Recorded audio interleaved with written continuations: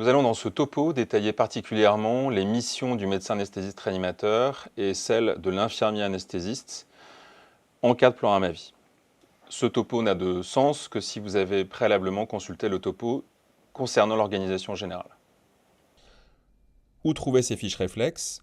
Sur Intranet, pour les directions, en cliquant sur l'onglet PHU12, bloc opératoire, puis ensuite dans Management des blocs opératoires, sur l'onglet Plan blanc CRBO.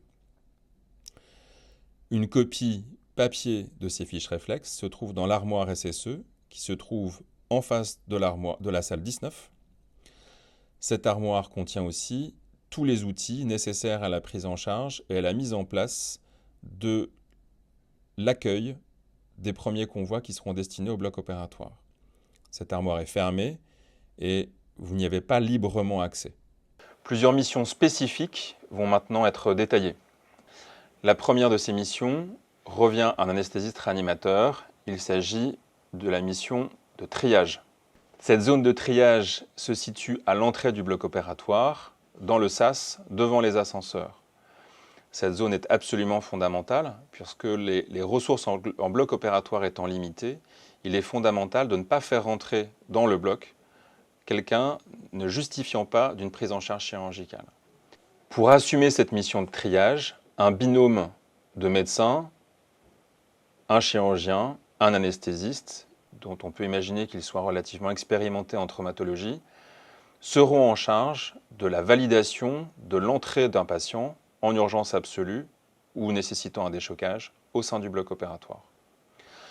Leur rôle, devant les ascenseurs, en lien direct avec les équipes de soins qui sont dans la pièce attenante au niveau de l'accueil, est bien de caractériser la typologie du patient en estimant sa gravité.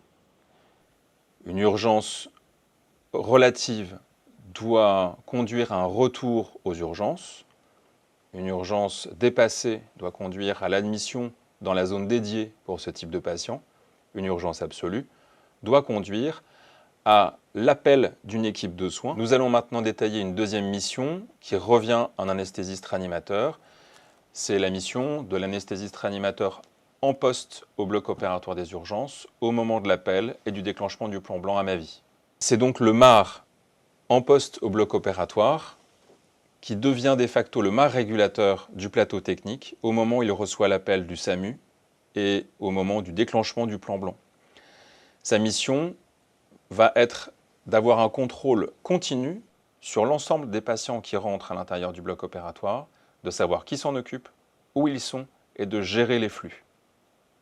Pour assurer cette mission, le MAR dispose d'un moyen de communication privilégié avec le MAR de triage, l'équipe en charge des ressources humaines, la cellule opérationnelle.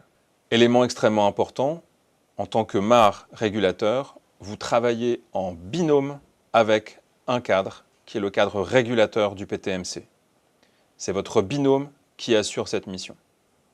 Au moment de l'appel, vous devez donc identifier le cadre avec qui vous allez assumer cette fonction.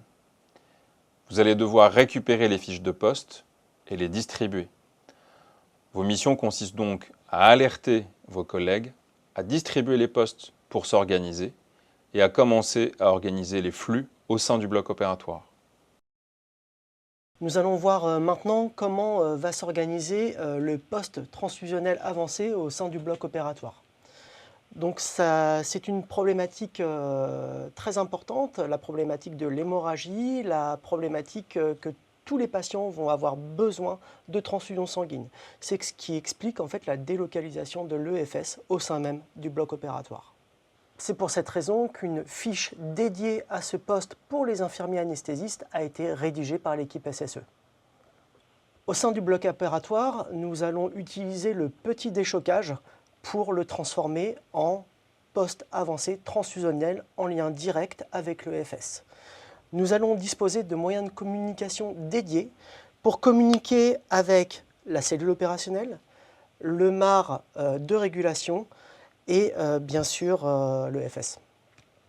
Les objectifs du PAT vont être, le poste avancé transfusionnel, dit le PAT, va être d'assurer au niveau des produits sanguins labiles, la demande, la réception et la distribution et bien sûr la traçabilité pour l'EFS. Les outils dont nous disposons pour monter ce poste avancé transfusionnel va se trouver dans une armoire dédiée. Dans cette armoire, vous disposez de tout le matériel nécessaire pour monter le poste avancé transfusionnel. Tout ce qui est administratif, tout ce qui est matériel de vérification des produits sanguins, voilà, tout ce qui vous permet et le suivi des produits sanguins. L'EFS, en lien direct avec le PAT, va nous délivrer très rapidement des produits sanguins au négatif, au positif, en fonction des patients. À l'issue de l'admission du patient, l'équipe soignante avec le patient s'arrête obligatoirement au poste avancé transfusionnel pour percevoir des culoglobulaires pour une transfusion en urgence, en O+, et en O-neg. Mission pour les infirmiers anesthésistes à l'entrée en salle d'intervention, réaliser un groupage rapide pour pouvoir continuer, poursuivre la transfusion en isogroupe. L'afflux massif de victimes nécessite le montage d'une structure de déchocage pour prodiguer les soins urgents et stabiliser les grandes fonctions vitales. Selon le moment de survenue de la situation de crise et pour mutualiser les ressources humaines et matérielles, le MAR de régulation va définir le lieu du montage du déchocage le plus adapté. Petite salle de réveil, ALR, mais préférentiellement la grande salle de réveil et son secteur vert. Les IDE, IAD qui seront en poste en salle de réveil ce jour-là auront pour objectif justement de libérer cet espace, l'espace vert de la grande salle de réveil. Une fiche mission dédiée va vous aider à monter 4 postes de déchocage. Des IAD seront affectés à cette mission. Une fiche mission va détailler l'ensemble du matériel à regrouper, abord veineux, gestion des voies aériennes, ventilation, les drogues et tout le matériel nécessaire au déchocage. Cette photo va vous montrer un exemple d'organisation des postes. Des fiches préparation de drogue seront disponibles pour être distribuées aux collègues qui seront bloqués en salle par une intervention en cours. Sur cette diapo-là, il y a 2 points importants à préciser. C'est qu'on va être limité en nombre de fluidos, donc il faudra utiliser prioritairement les fluidos compacts et les poches à pression. Également, il y aura des kits BioShock mis à disposition et distribués par la zone PAT, post-transfusionnel avancé. Nous allons maintenant détailler le rôle que vous avez en tant qu'anesthésiste réanimateur avec évidemment l'IAD lorsque vous prenez en charge un patient. Ce qui est important, vous en tout cas en tant qu'anesthésiste, c'est que vous allez avoir, de même pour les déchocages que vous réalisez au bloc opératoire des urgences lorsque vous y travaillez, vous avez un rôle de leadership et un rôle de trauma leader, un rôle d'animation de cette équipe de soins qui va prendre en charge ce patient. Vous avez donc été appelé en renfort pour une situation à ma vie. Vous rentrez à l'intérieur du bloc opératoire après avoir émargé à l'entrée des vestiaires sur un cahier. Et vous allez auto-constituer une équipe de soins constituée de vous-même, MAR, constituée d'un IAD et d'un IBOD, éventuellement d'un AS si certains sont disponibles. Cette équipe de soins va avoir en charge, en responsabilité, la préparation d'une salle qui vous est attribuée. Vous n'allez pas vous auto-saisir d'une salle à préparer, mais vous vous accordez avec le cadre de régulation et avec le médecin de régulation qui vous assigne soit le déchocage, soit une salle d'opération et vous la préparez. Une fois cette salle préparée, vous retournez vous signaler auprès du cadre RH et du MAR de régulation afin de signaler que cette salle est prête. Vous préparez alors un brancard, on vous remet un dossier patient et vous vous apprêtez à prendre en charge un patient dans les zones d'accueil une fois que le convoi sera arrivé et que l'entrée sera validée par le binôme de triage, MAR et chirurgien de triage. Et il faudra donc suivre le parcours. Nous allons faire un focus sur le dossier patient. Au moment où vous revenez, votre salle est prête et vous allez préparer un brancard et on vous remet un dossier. Dans ce dossier, ouvrez-le, prenez-en connaissance. Il y a l'ensemble des documents nécessaires à la prise en charge du patient. des étiquettes avec des numéros IPP pré-remplis de type SSE qui vont vous permettre de pouvoir réaliser de la biologie, de l'imagerie et d'assurer l'identité de votre patient. Mais néanmoins, avec aussi d'autres documents, le plan du bloc opératoire, un annuaire qui va vous permettre aussi de joindre les différents intervenants au sein du bloc opératoire, et une feuille d'identité patient SSE. Cette feuille est extrêmement importante.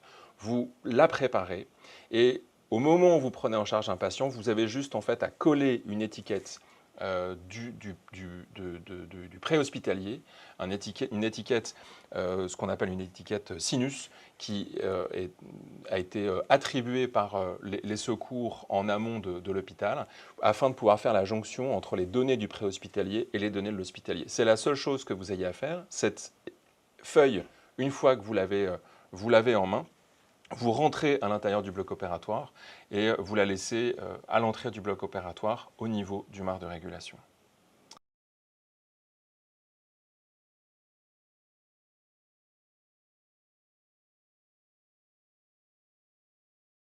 Un dernier point sur la prise en charge du patient. En tant qu'anesthésiste, je vous l'ai déjà dit, vous avez un rôle d'animation et leadership. À vous aussi d'être attentif à respecter des principes de damage control chirurgical. Les chirurgies doivent être écourtées au maximum parce que potentiellement d'autres patients arrivent après cette vague de patients et les moyens limités que nous avons en termes d'accueil, déchocage ou salle d'intervention doivent être libérés pour pouvoir faire la place à d'autres patients. Nous allons terminer la description des différentes missions par celle du MAR de grande SSPI.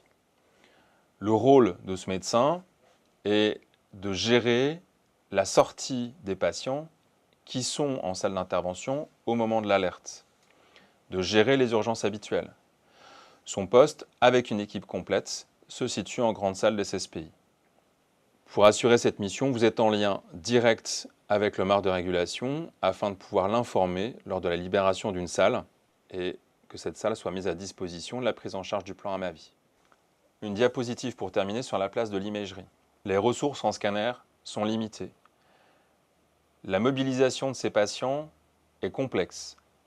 Le recours au scanner ne sera pas donc systématique à la phase initiale.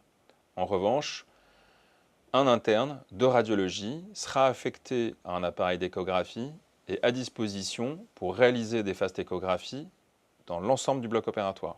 2 équipes complètes de manipulateurs radio seront à disposition à l'intérieur du bloc opératoire pour la réalisation de clichés standards. Nous vous remercions d'avoir visionné cette vidéo. Nous espérons qu'elle a pu répondre aux questions et aux interrogations que vous vous posiez sur cette thématique. On vous invite fortement à regarder les autres diaporamas des corps de métier impliqués et qui seront, comme vous, impactés par un afflux de patients en bloc opératoire. Vous y apprendrez sûrement beaucoup de choses et nous reviendrons vers vous avec d'autres propositions de formation et d'exercice dans les semaines et les mois qui viennent.